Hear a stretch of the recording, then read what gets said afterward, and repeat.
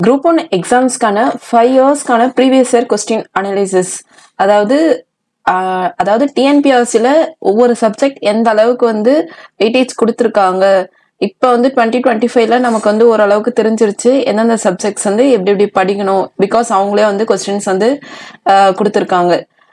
But இருந்தாலும் நமக்கு வந்து இந்த அனலைசிஸ்ன்றது ரொம்ப முக்கியம். ஏன்னா வந்து போன வருஷம் தான் வந்து எந்த எக்ஸாம்ஸ்ல வந்து அதிக கொஸ்டின்ஸ் வந்து கேட்டிருக்காங்க. ஸோ அந்த இதுல பெர்ஸ்பெக்டிவ்ல தெரிஞ்சுட்டு அண்ட் 2025லயும் ஓகே இப்படிதான் தெரிய போகுது. அண்ட் எந்த சப்ஜெக்ட்ஸ்க்கு ஹை ப்ரையாரிட்டி கொடுக்கணும் இதெல்லாம் நம்ம வந்து தெரிஞ்சுக்கலாம்.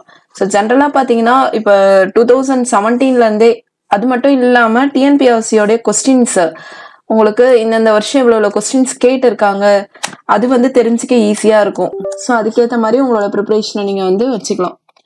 ஸோ 2017 அந்த பீரியட்ல தான் வந்து பாத்தீங்கன்னா 2017-19 அந்த பீரியட்ல தான் வந்து ஆப்டிடியூட்ல 50 அண்டு இப்போ கடைசியா ஒரு 3 இயர்ஸ் வந்து பாத்தீங்கன்னா 25 கொஸ்டின்ஸ் அண்ட் இப்போ வந்து ஆப்டிடியூடு அண்ட் ரீசனிங் அப்படின்னு பிரிச்சு டோட்டலா வந்து 25ன்ற மாதிரி கொடுத்துருக்காங்க. ஸோ நீங்க வந்து ஃபர்ஸ்ட் ப்ரியாரிட்டி கொடுக்குற சப்ஜெக்ட் வந்து ஆப்டிடியூட் தான். ஏன் அப்படி சொல்லுவோம்னா மற்ற சப்ஜெக்ட்ஸ் தான் கூட நமக்கு வந்து அங்க இங்கன்னு சிலது கரெக்ட் ஆகும் சிலது தப்பாகும் அந்த மாதிரி இருக்கும். பட் ஆப்டிடியூட் பொறுத்த வரைக்கும் கன்ஃபார்ம் நம்ம வந்து ஒரு 25ல நல்லா போடுறவங்களா இருந்தா ஒரு 23 வரைக்கும் கூட போடுறாங்க. ஓரளவுக்கு நார்மலா பண்றவங்களா இருந்தா ஒரு 18 to 20 அந்த ரேஞ்ச் கூட வந்துருவாங்க.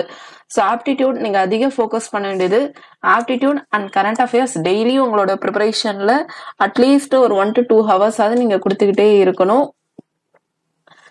அண்ட் எக்கனாமிக்ஸ் இப்ப வந்து பாத்தீங்கன்னா நமக்கு செகண்ட் ப்ரியாரிட்டி சப்ஜெக்டா எக்கனாமிக்ஸ் அண்ட் யூனிட் 9 அதாவது தமிழ்நாடு அட்மினிஸ்ட்ரேஷன் ரெண்டுமே ஒன்னா சேர்த்து நமக்கு வந்து 50 மார்க்ஸ் கொடுத்துருக்காங்க. ஸோ லாஸ்ட் இயர் தான் பாத்தீங்கன்னா இந்த ரெண்டு சப்ஜெக்ட்ல இருந்து 30 மார்க்ஸ் கிட்ட கொடுத்திருந்தாங்க. அதுக்கு முன்னாடி வந்து 17, 21 பிகாஸ் யூனிட் 9 அப்பதான் கிடையாது 26. ஸோ ஓரளவுக்கு எக்கனாமிக்ஸ்ன்றதும் நல்ல வெயிட்டான சப்ஜெக்ட் தான்.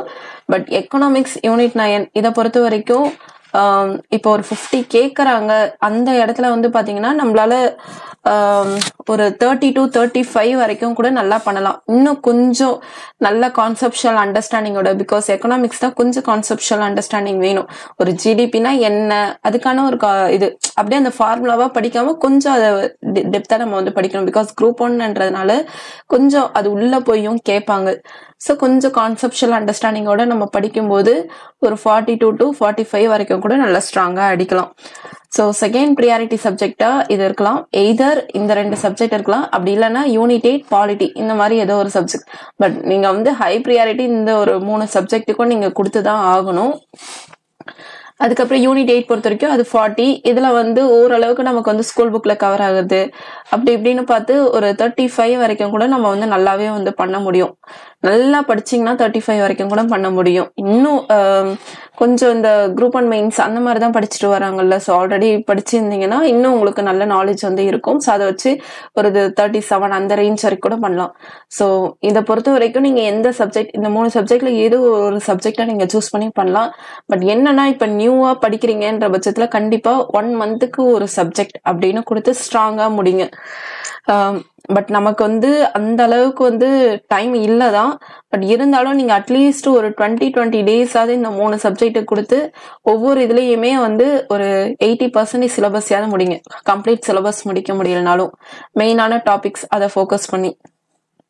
ஸோ யூனிட் 8 தான் பாத்தீங்கன்னா நல்ல வெயிட்டேஜான சப்ஜெக்ட் தான். அண்ட் பாலிட்டி பொறுத்த வரைக்கும் ஓரளவுக்கு 25 to 30 வரைக்கும் கூட கேட்டுறாங்க. ஸோ இந்த இயர் வந்து 40 கிட்ட கேட்பாங்கன்னு சொல்லியிருக்காங்க.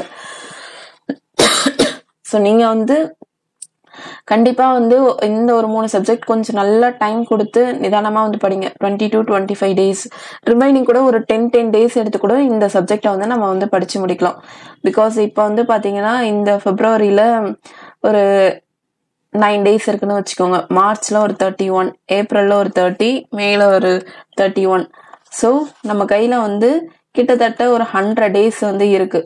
ஸோ அதுல வந்து ஒரு 75 days இந்த ஒரு 3 சப்ஜெக்ட்ஸுக்கு நம்ம கொடுத்துட்டு மீதி வந்து இந்தியன் நேஷனல் மூவ்மெண்ட் இதுக்கு வந்து ஒரு 5 days இதுக்கு ஒரு 5 days ஜார்ஃபி இதுலதான் நீங்க to the most important topic வந்து படிச்சுக்கோங்க.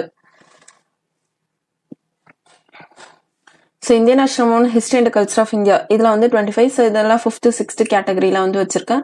இந்த இதுல நீங்க வந்து இந்தியன் நேஷனல் மூவ்மெண்ட்டை நல்லா வந்து படிச்சுக்கோங்க. History and culture of India கொஞ்சம் வைடான சிலபஸ். ஸோ பர்டிகுலரா வந்து இந்த முகல்ஸ், மராத்தாஸ், டெல்லி சுல்தான்ஸ், குப்தாஸ் அதை மட்டும் படிச்சுக்கோங்க. இந்தியன் நேஷனல் மூவ்மெண்ட்டை பொறுத்த வரைக்கும் ஓரளவுக்கு நம்ம என்ன படிக்கிறோமோ அது வந்துடும். ஸோ நீங்க இந்தியன் நேஷனல் மூவ்மெண்ட், ஜாகிரபி இந்த மாதிரி சப்ஜெக்ட்ஸ் தான் கொஞ்சம் ஃபோக்கஸ் பண்ணி படிச்சுக்கோங்க. ஏன்னா சயின்ஸ் இதெல்லாமே கொஞ்சம் அன்பிரடிக்டபிளா வர ஏரியா. ஸோ உங்களோட ஃபர்ஸ்ட் ப்ரியாரிட்டி இந்த ஒரு 3 சப்ஜெக்ட்ல ஏதாவது ஒரு சப்ஜெக்டை 1 to 3 ஆர்டர் ஒரு 20 to 25 days கொடுத்து சாலிடா வந்து படிச்சுக்கோங்க. நீங்க படிக்கிறது வந்து கொஞ்சம் ஸ்கூல் புக் இதை இப்போதைக்கு நீங்க முடிக்கிறீங்க, டெய்லி அட்லீஸ்ட் ஒரு லெசனாவது படிங்க. இந்த ஒரு 100 நாள்ல 90 லெசனை ஸ்ட்ராங்கா முடிச்சாலே இந்த எக்ஸாம் வந்து நம்ம ஸ்ட்ராங்கா கிளியர் பண்ணலாம். இதை தவிர்த்து சைட்ல வந்து aptitude and current affairs practice வந்து இருந்துகிட்டே இருக்கணும். அண்ட் நீங்க படிக்கும்போது இந்த 90 லெசனை ஸ்ட்ராங்கா படிச்சீங்கன்னா மெயின்ஸ்க்கு வந்து இதுல இருந்து ஓரளவுக்கு நோட்ஸ் வந்து உங்களால எடுக்க முடியும், ஒரு 40 to 50%. பிகாஸ் ஸ்கூல் புக்ல இருந்து நோட்ஸ் எடுத்து ப்ரெசென்ட் பண்றவங்களுக்கு நல்ல ஸ்கோரே கிடைக்குது மெயின்ஸ்ல. History and culture of India, geography, science இதெல்லாம் வந்து உங்களோட செகண்ட் ப்ரியாரிட்டி சப்ஜெக்ட் வந்து, அதாவது ஃபர்ஸ்ட் ப்ரியாரிட்டில இந்த 4 சப்ஜெக்ட் சொல்லிட்டேன். செகண்ட் ப்ரியாரிட்டியில வந்து பாத்தீங்கன்னா இந்தியன் நேஷனல் மூவ்மெண்டா இருக்கட்டும். அதுக்கடுத்து தேர்ட் ப்ரியாரிட்டியில ஜாகிரபி, அப்புறம் 4th 5th இந்த history and culture of India, science இதெல்லாம் வந்து வச்சுக்கோங்க. So current affairs, aptitude daily இருந்துகிட்டு இருக்கணும். இதுல வந்து இந்த 3 சப்ஜெக்ட்ல ஏதோ ஒரு சப்ஜெக்ட் ஆல்ரெடி சொன்னதான் இதுக்கு ஒரு 75 days, மற்ற இதுக்கு தான் வந்து ஒரு 5 days கொடுத்து கொஞ்சம் இம்பார்ட்டன்ட் டாபிக்ஸ் மட்டும் நல்லா படிச்சுட்டு போங்க. இன்னும் நீங்க ஆல்ரெடி குரூப் 1 தான் கொடுத்துருக்கீங்கன்ற பட்சத்துல உங்களால வந்து இந்த மெயின் சப்ஜெக்டே ஒரு 10 நாள் கூட ரிவிஷன் பண்ணி நல்லாவே பண்ண முடியும். ஸோ நிறைய டிஎன்பிஎஸ்சி கொஸ்டின்ஸ், கொஞ்சம் டெஸ்ட் ப்ராக்டிஸ் கொஸ்டின்ஸ் சால்வ் பண்ணுங்க. எது சால்வ் பண்ணாலும் அதுக்கான எக்ஸ்பிளனேஷன் கொஞ்சம் டைம் கொடுத்து கண்டுபிடிச்சு அதை வந்து உங்க நோட்ல வந்து நோட் பண்ணுங்க. அதுதான் ரொம்ப முக்கியமான ஒரு ஏரியா. அண்ட் நீங்க படிக்கும் போதே சின்ன சின்ன பாயிண்ட்ஸ் வந்து கண்டென்ட்டா எடுத்து வச்சுட்டு அதையும் வந்து ரிவைஸ் பண்ணுங்க.